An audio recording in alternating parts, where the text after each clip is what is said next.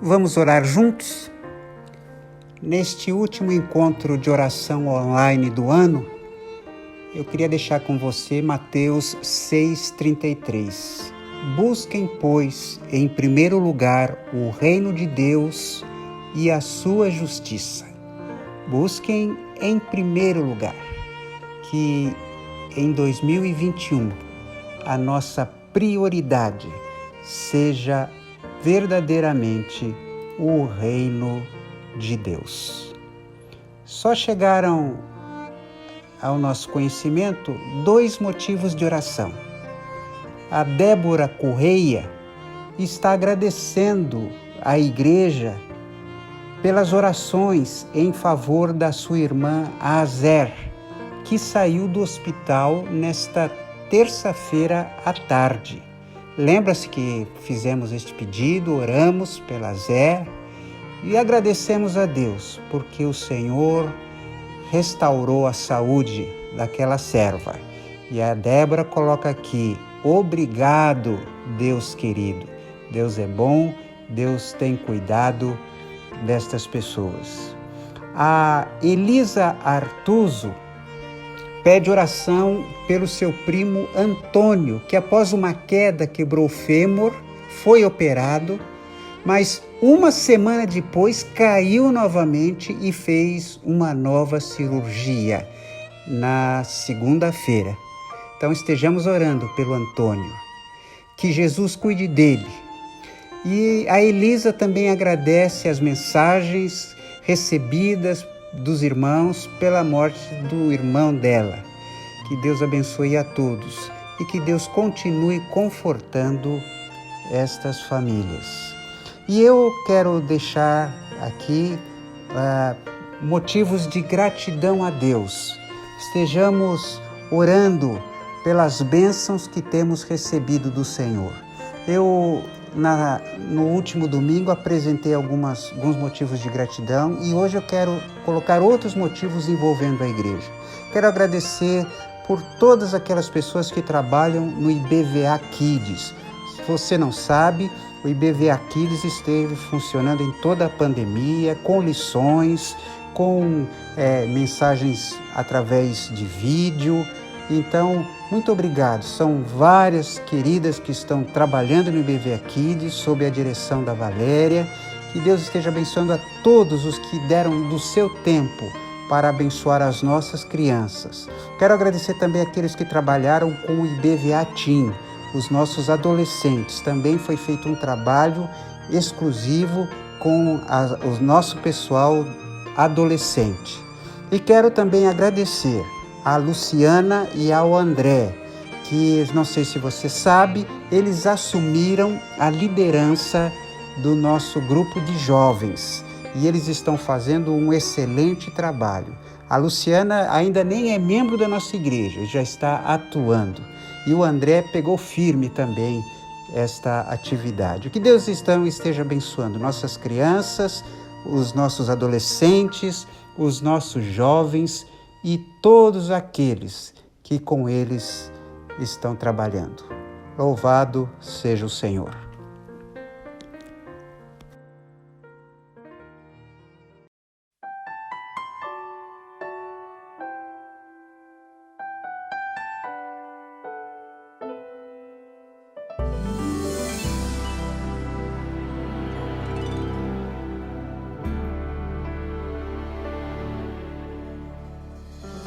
Se você tentou e não conseguiu, se você chorou e ninguém mais viu, se você gritou em meio à aflição e não encontrou quem lhe estendesse a mão, saiba, Deus tudo viu. Deus tudo viu. Como não iria te acolher? O que te formou, quem te fez nascer? Os seus olhos lança sobre toda a terra.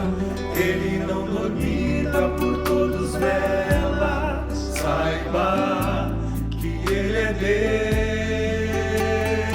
Deus, e Deus faz tudo novo, de novo. Se for do seu querer, junta os pedaços quebrados, faz até o morto reviver. Deus faz tudo novo, de novo, se for do seu querer. Como a primavera vem depois do inverno, certo como o sol que surge após a tormenta. Deus faz tudo novo, de novo, pra você. Se a esperança já acabou, só restaram cinzas, nada mais ficou. Se o desespero lhe roubou a paz, quando é impossível recomeçar, saiba, Deus tudo vê. Deus faz tudo novo, de novo, se for do seu querer. Juntar os pedaços quebrados, faz até o morto reviver. Deus faz tudo novo, de novo, se for do seu querer. Como a primavera vem depois do inverno, certo como o sol que surge após a tormenta. Deus faz tudo novo, de novo, pra você. Mas você precisa confiar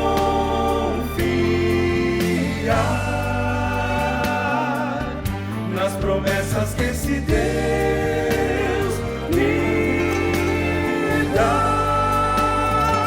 E pela fé as lutas passarão, melhores dias sim virão. À frente é só confiar, é só confiar. Deus faz tudo novo, de novo, se for do seu querer. Junta os pedaços quebrados, faz até o morto reviver. Deus faz tudo novo, de novo, se for do seu querer. Como a primavera vem depois do inverno, certo como o sol que surge após a tormenta. Deus faz tudo novo, de novo, novo, de novo. Deus faz tudo novo, de novo, pra você.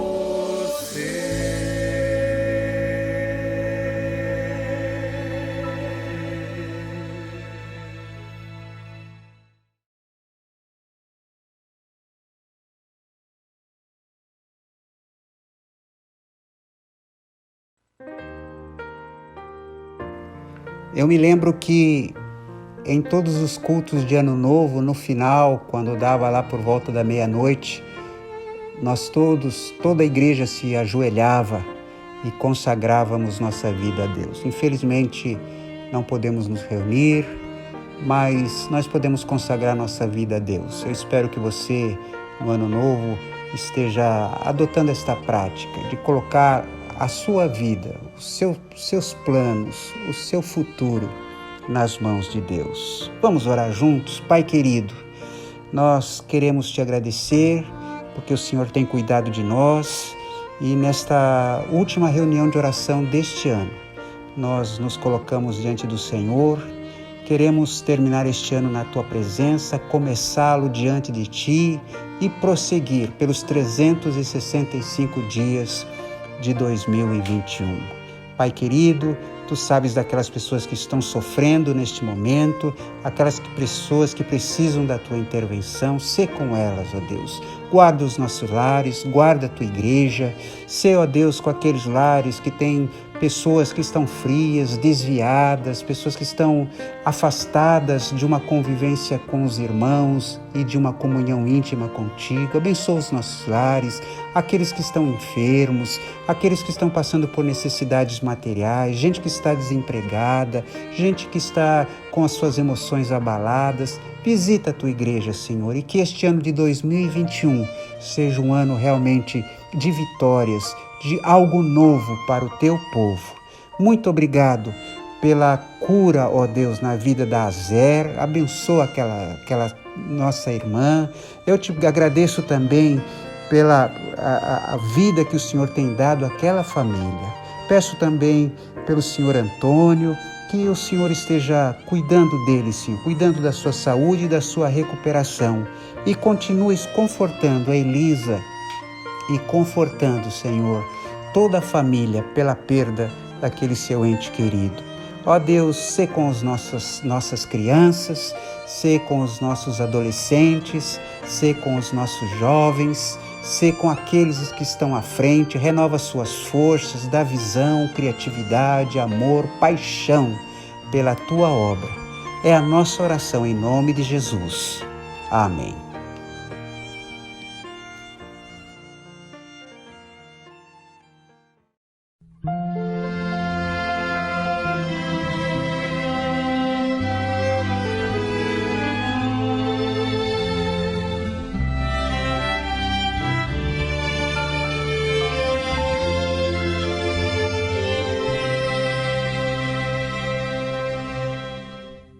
Quero ofertar, quero devolver, quero entregar tudo, enfim, de coração. Esse é o meu louvor, minha gratidão. Quero ofertar e devolver a Jesus.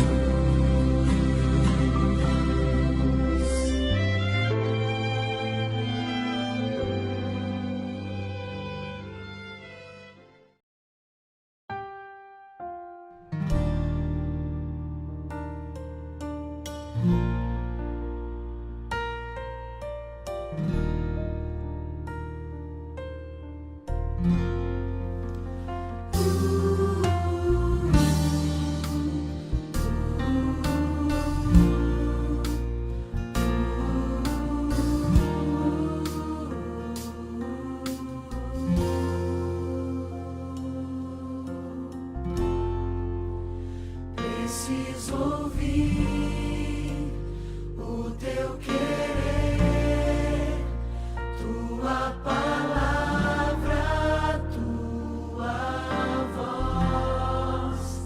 Quero andar em Teus caminhos, Tua verdade é minha luz. Eu decidi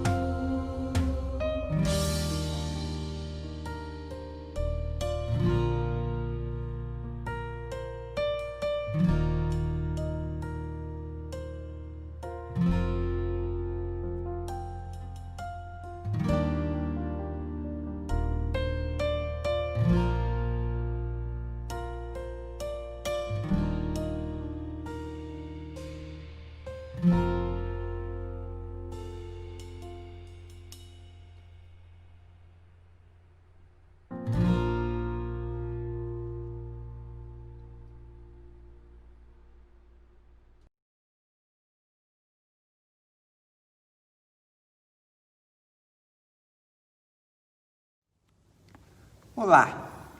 Este ano foi bravo, não é verdade? Foi um ano extremamente difícil. Eu nunca vivi um ano como este. Coisas inimagináveis aconteceram. Eu já tive crises pessoais, mas uma crise que afetasse o mundo todo, jamais.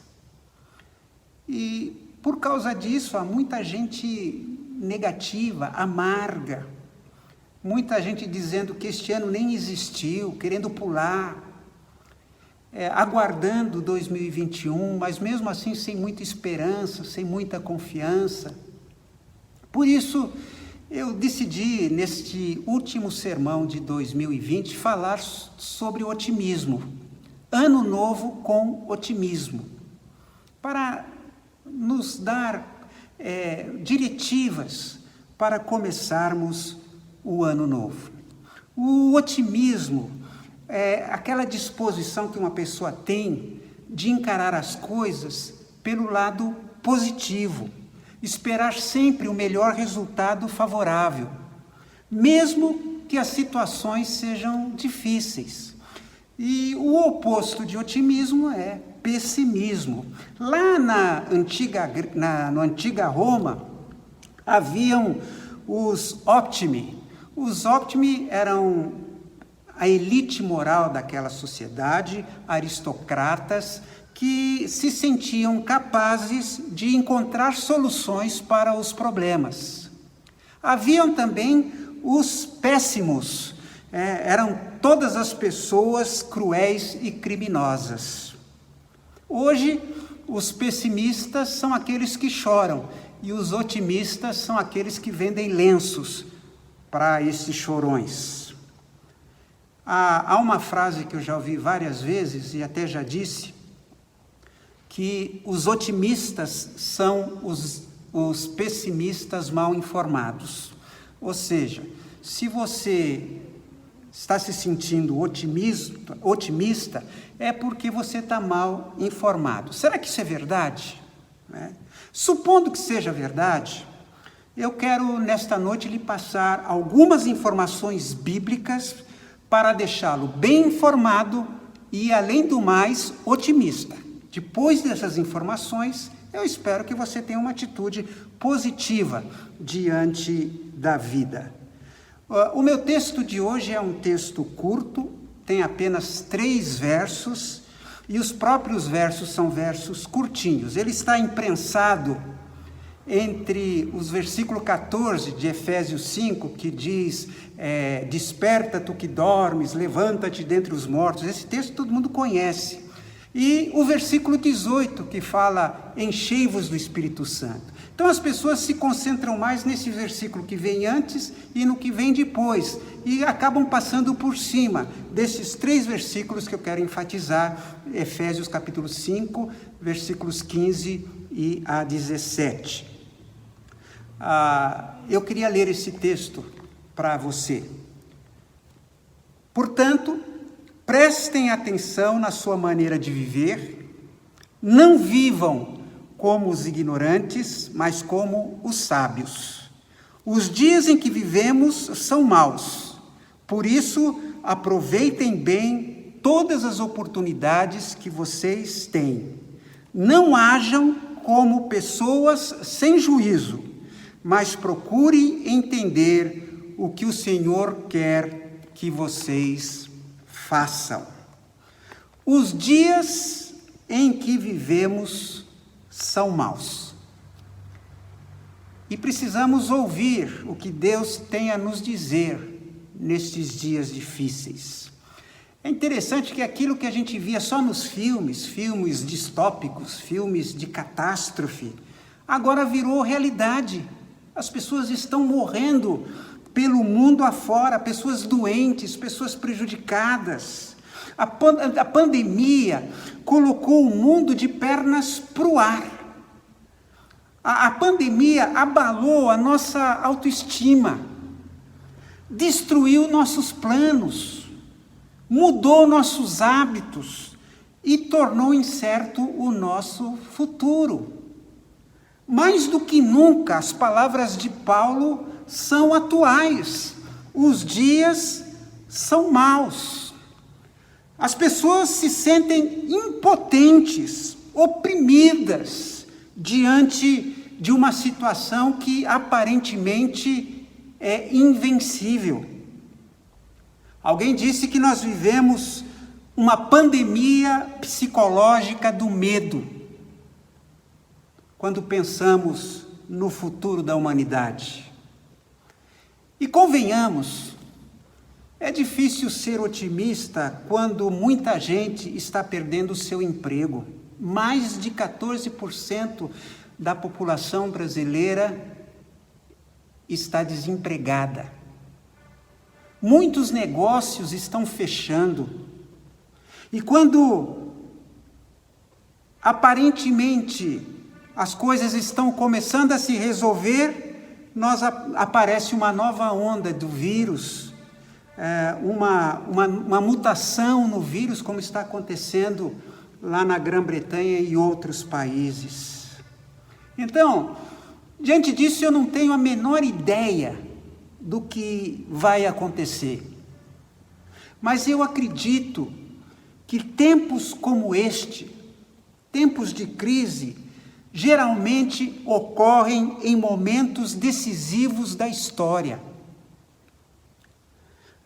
Nestes tempos, Deus, de repente, reorganiza todas as peças do tabuleiro, por assim dizer.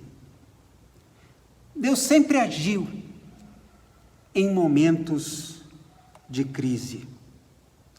Alguém usou a figura, atualmente é como se nós estivéssemos entre trapézios. Sabe aquela pessoa do trapézio? Ela vem no seu trapézio, solta, e antes de alcançar o outro trapézio, esta é a situação que nós estamos, né? Estendendo a mão para o novo, mas ainda estamos suspensos no ar, sem saber se há uma rede lá embaixo para nos segurar. Nós estamos entre dois trapézios. Nós não podemos prever o que acontecerá quando a vacina chegar. Não podemos. Temos esperança, mas dizer com certeza nós não podemos. Nós não temos uma bola de cristal para saber o que acontecerá daqui a 6 semanas, 8 meses ou 5 anos a partir de agora. Não temos. Como devemos viver em tempos como este? Como devemos viver 2021, ainda em tempos de pandemia?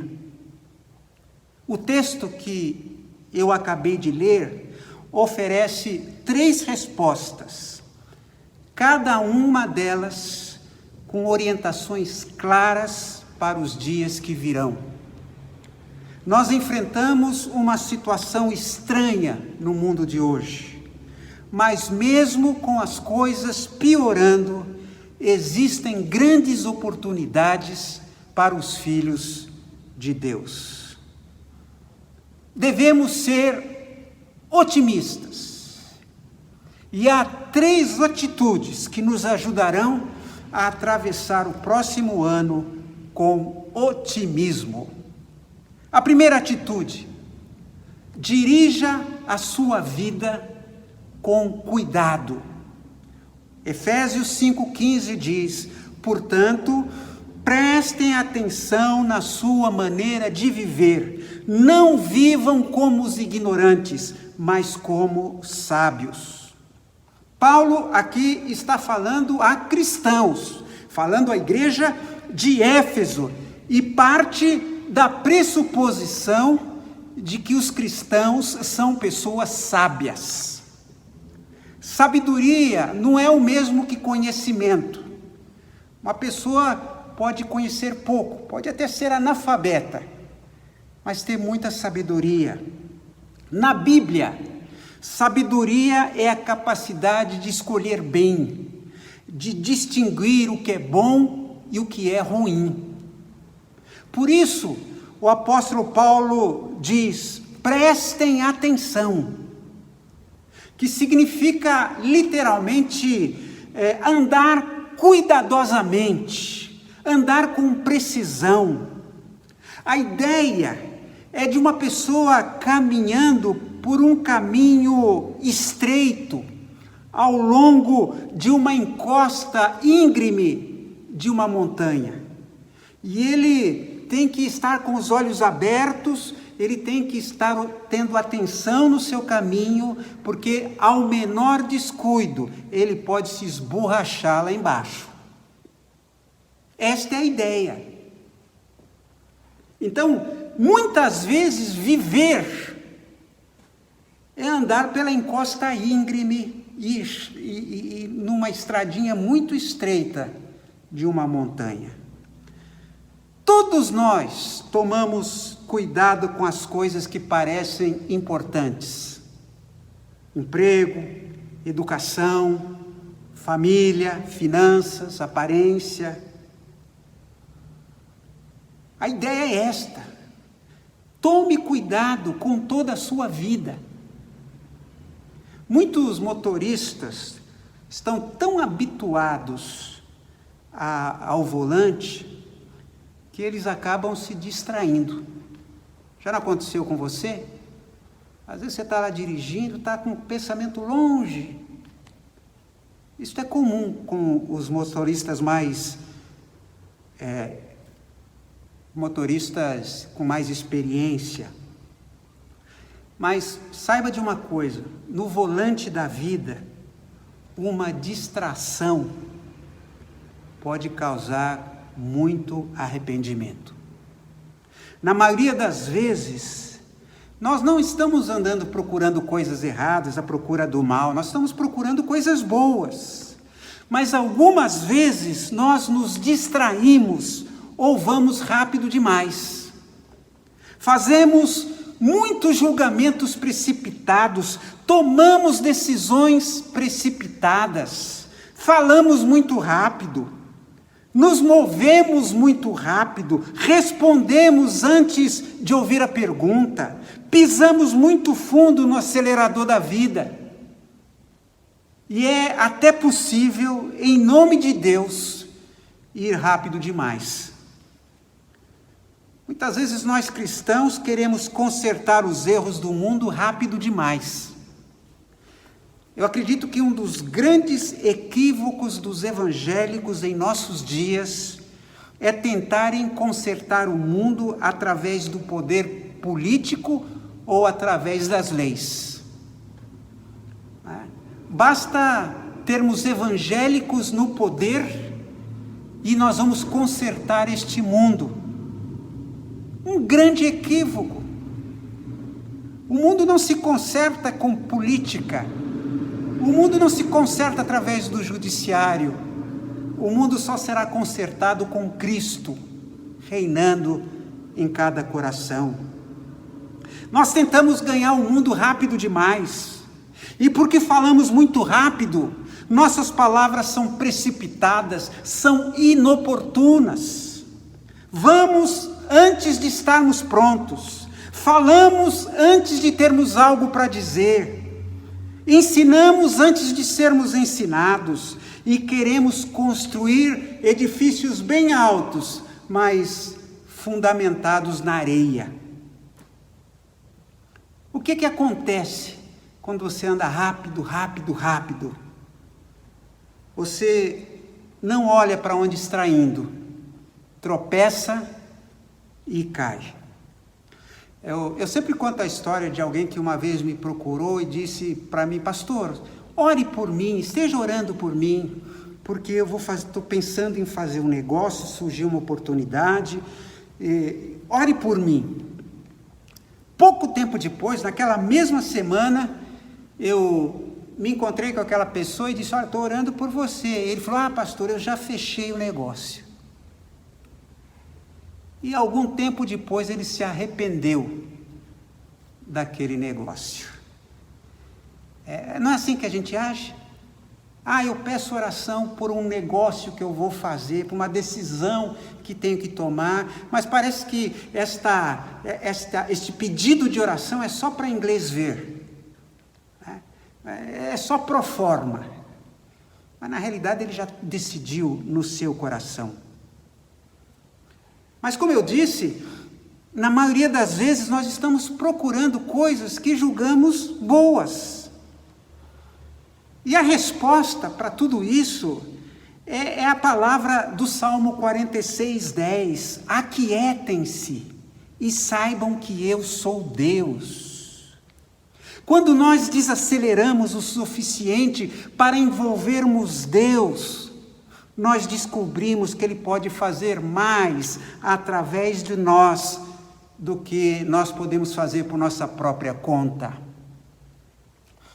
Há uma frase do escritor Khalil Gibran, ele diz assim: tartarugas conhecem as estradas melhor do que os coelhos. Nós precisamos aprender a nos aquietar. Quando tivermos decisões a tomar, lições a dar, palavras a dizer, aquiete-se, espere em Deus, não seja precipitado. Então esta é a primeira sugestão para que você tenha um ano novo com otimismo. Dirija com cuidado a sua vida, senão você vai ter muito do que se arrepender neste novo ano. A segunda sugestão aqui, para que você tenha um ano novo otimista, aproveite todas as oportunidades. Efésios 5,16, os dias em que vivemos são maus, por isso aproveitem bem todas as oportunidades que vocês têm.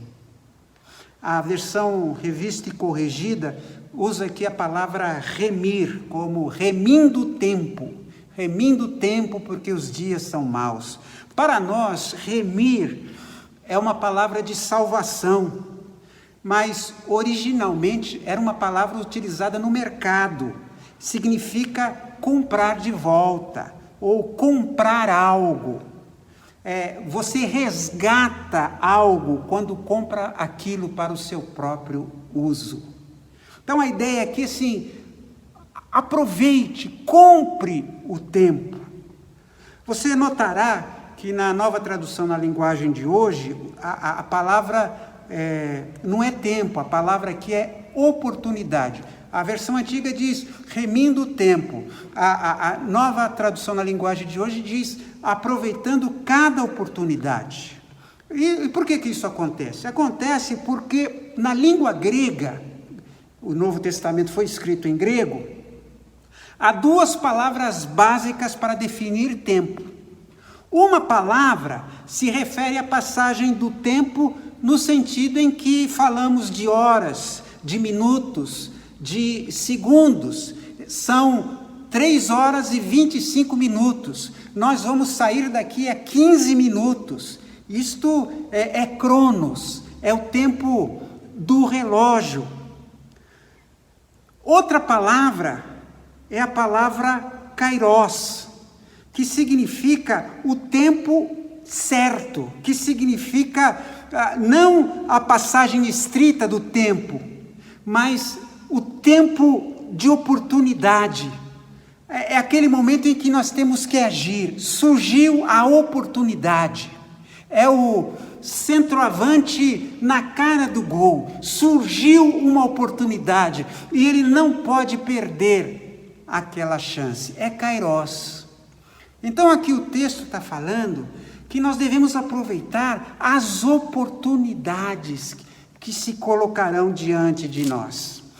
Olha, na minha vida, eu já perdi muitas oportunidades. Perdi por ter medo, por distração, por preguiça, por comodismo, por pressa, por falta de sensibilidade. Perdi já muitas oportunidades na minha vida. Em 2021, muitas oportunidades passarão por nós. Muitas vezes Deus colocará a gente de frente para o gol. Deus nos concederá oportunidades. E então nós precisamos agir. aproveitar essas chances. Muitas coisas novas vão acontecer em 2021. Então vamos ter a sensibilidade, não do pessimista que vai ficar chorando, mas do otimista que vê aquela chance de vender lenços para o chorão. Mas isso não é tudo. Paulo diz que há uma razão particular pela qual devemos remir o tempo, porque devemos compreender a feroz urgência do agora. Veja esta pequena frase no início do versículo 16: os dias que vivemos são maus. A outra tradução diz: vivemos tempos difíceis. Paulo escreve essas palavras não deitado numa rede com um copo de limonada na beira da praia. Quando Paulo escreveu Efésios, esta carta aos Efésios, ele estava preso numa prisão romana. E naquela época o imperador era um homem pervertido chamado Nero. Em pouco tempo, Nero colocaria fogo em Roma e colocaria a culpa nos cristãos. Mais tarde, Nero seria a pessoa que ordenaria que Paulo morresse decapitado. Éfeso era uma cidade totalmente entregue ao paganismo. Naquele tempo era a cidade mais importante da província da Ásia. Ela era localizada perto da costa, servia como um centro de comércio internacional. Era uma cidade rica, movimentada, uma cidade crescente. Em Éfeso estava o famoso templo de Ártemis, que os romanos chamavam de Diana. Ártemis era a deusa do sexo. O templo a Ártemis foi considerado uma das 7 maravilhas do mundo antigo. A parte central do templo continha uma estátua de uma mulher que tinha grandes seios, simbolizando a liberdade sexual irrestrita naquela cidade. Um escritor antigo disse sobre os efésios: a sua moral era inferior ao dos animais. Ali havia astrologia, magia negra, feitiçaria, tudo isso juntado à perversão sexual para produzir a forma degradada de idolatria que manteve a cidade de Éfeso em suas garras. Enquanto isso, nuvens de perseguição estão surgindo no horizonte. À medida em que o evangelho se espalhava, ele encontrou oposição na forma de interesses arraigados que viam Jesus e seus seguidores como uma ameaça a esses interesses. As contracorrentes da heresia ameaçavam minar a pureza do evangelho. É isso que Paulo quis dizer quando disse: os dias em que vivemos são maus. O que será que Paulo diria se vivesse nos nossos dias? O que ele diria hoje? Num tempo de pandemia, de crise na saúde, desigualdade social, crise econômica, preconceito, violência, corrupção. Os dias em que vivemos são maus, mas dias como os nossos oferecem oportunidades especiais para grandes empreendimentos no reino de Deus. Os dias maus nos tentam ao desespero. Os dias maus encorajam-nos a desistir, a dizer: nós não podemos fazer nada, porque o dia está escuro, o coração dos homens esfriou e não há nada a ser feito. Mas eu não penso assim. Lembre-se que as estrelas aparecem e brilham mais nos lugares mais escuros. As coisas que tornam difícil para nós vivermos como cristãos são as coisas que nos fazem brilhar. Os tempos difíceis são bênçãos disfarçadas. Dias de compromisso moral oferecem oportunidades incríveis para o Evangelho. Quando o mundo ao nosso redor está enlouquecendo, nós temos uma oportunidade incrível de mostrar o poder da mudança da vida em Cristo. Quanto mais escura a noite, mais forte a luz brilha. Os dias são maus. Então vejamos isso, encaremos isso. Os dias são tenebrosos, mas nós vamos brilhar mais em meio a tanta escuridão. E um terceiro versículo que eu quero destacar aqui em Efésios capítulo 15 é o versículo 17. Não hajam como pessoas sem juízo, mas procurem entender o que o Senhor quer que vocês façam. A nossa vontade própria muitas vezes é insensata. A verdadeira sabedoria pode ser achada na vontade de Deus e em nenhum outro lugar. Por isso é que nesse terceiro ponto, a terceira sugestão é: faça a vontade de Deus. O próprio Jesus orou: não se faça a minha vontade, mas a tua.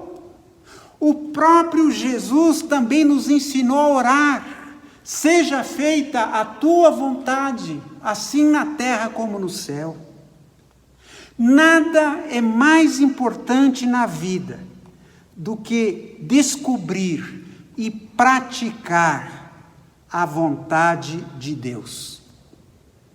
Agora, para descobrirmos a vontade de Deus, nós precisamos distinguir entre vontade geral e vontade particular de Deus.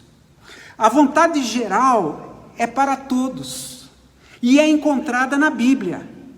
A vontade de Deus já foi revelada na palavra de Deus. Ali a gente encontra a vontade geral.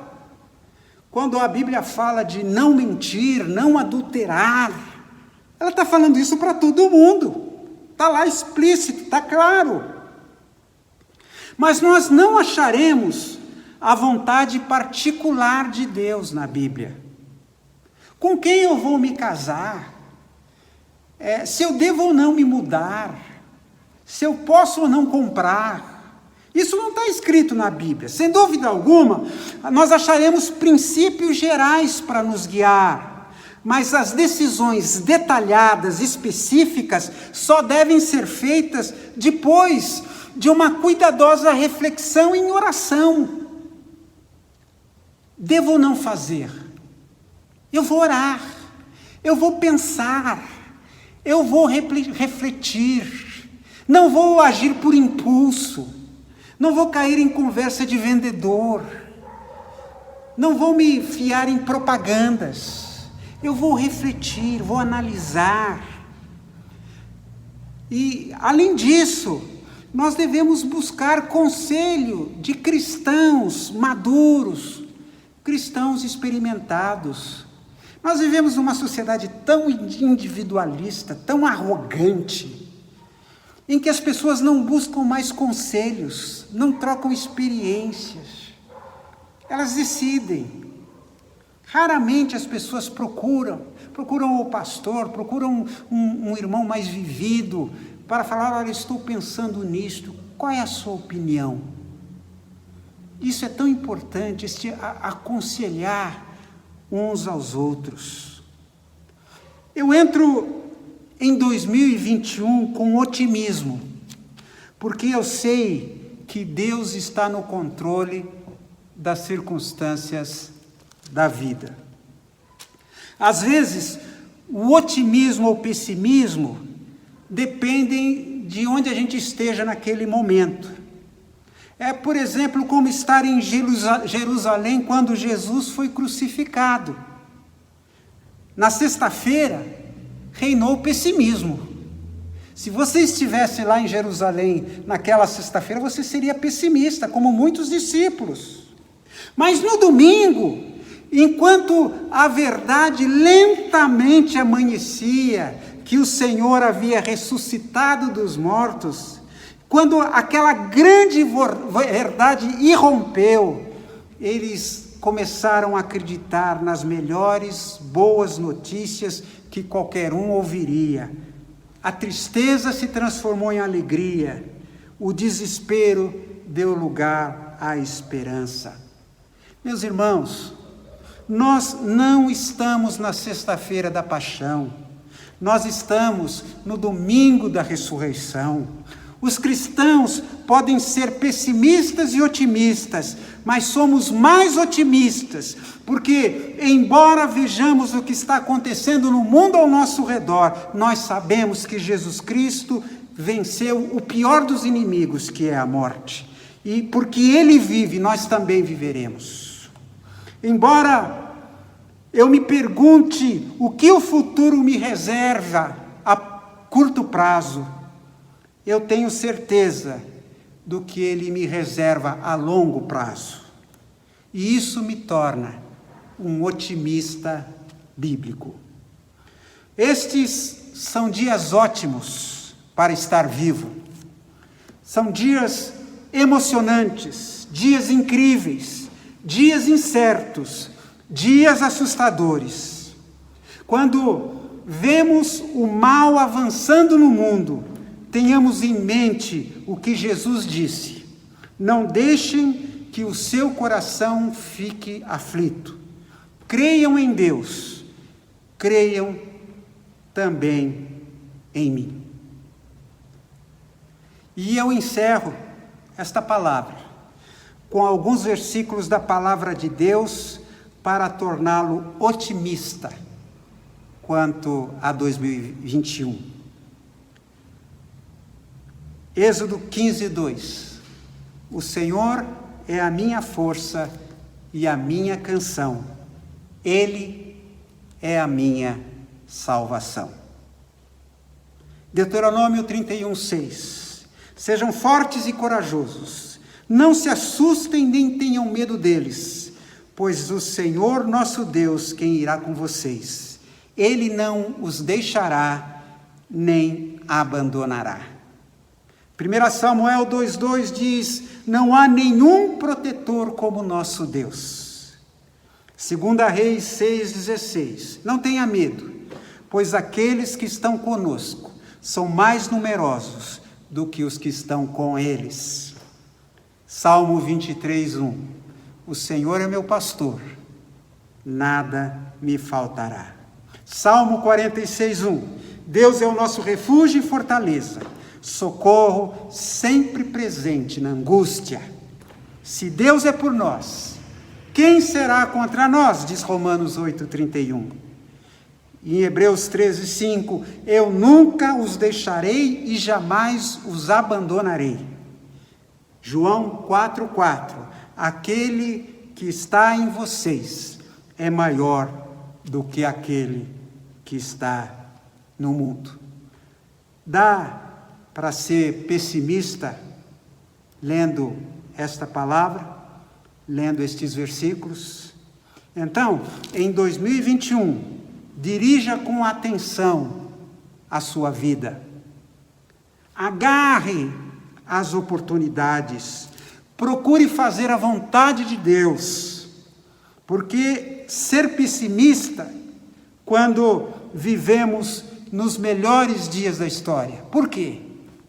Quem sabe se não sejamos a geração que ouve o chamado da trombeta de Deus. Seja otimista. Espere 2021, esperando grandes coisas de Deus. Vamos orar? Feche os seus olhos.